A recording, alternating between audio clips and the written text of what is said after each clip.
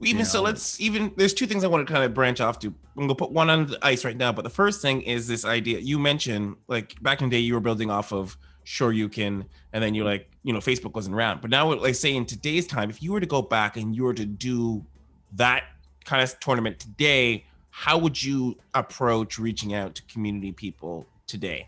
What tools would you use today?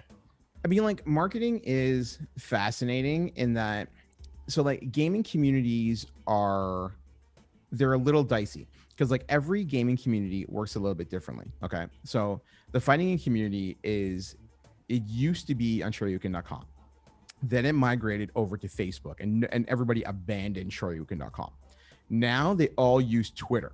Like all of them use Twitter, and almost nobody uses Facebook because Facebook essentially got turned into, it's too commercial. Everybody just goes onto Facebook to like promote their event, and nobody gives a crap about your event because the perception is that the organizers don't care about the players. So you can't garner anything through Facebook, at least through the fighting community. You can't garner anything through Facebook because they're so sick of seeing kind of my tournament next week, kind of my tournament in a month, kind of my tournament in 6 months. Like they're just tired of it.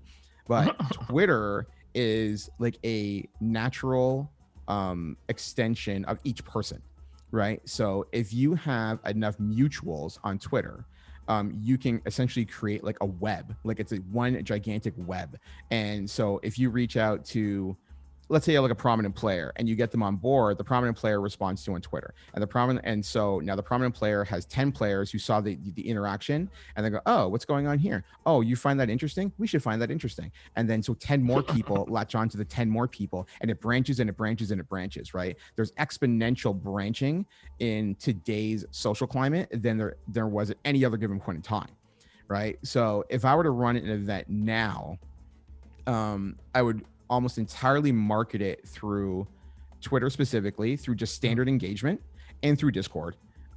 Discord is just to point out, because that's something to want to highlight on. So Twitter, are we saying that because you mentioned the idea of finding individual leaders in individual communities, would you have done the research to find those leaders and reach them on Twitter, or would you? Sure. Okay, sure. It works the same way. So like Shoryuken.com, it did you the favor of harboring everybody into one like nexus, right? You have everybody in one spot, and you're like, okay, I can pull this like relatively quickly, figuring it out. Who's in Buffalo, who's in Ottawa, who's in Montreal, who's in Detroit, who's in Chicago, whatever else, because everything's been like listed by region. So you're like, hey, this is the Chicago, this is the Chicago 2008 thread. So whoever started the thread is most likely the group leader, and so on and so forth. You can pay attention pretty quickly and figure out who's organizing the events. Twitter is a little bit different, obviously, because like it's so expansive. But you have to pay a little bit more attention. The legwork initially on Twitter may seem overwhelming because there are so many people involved.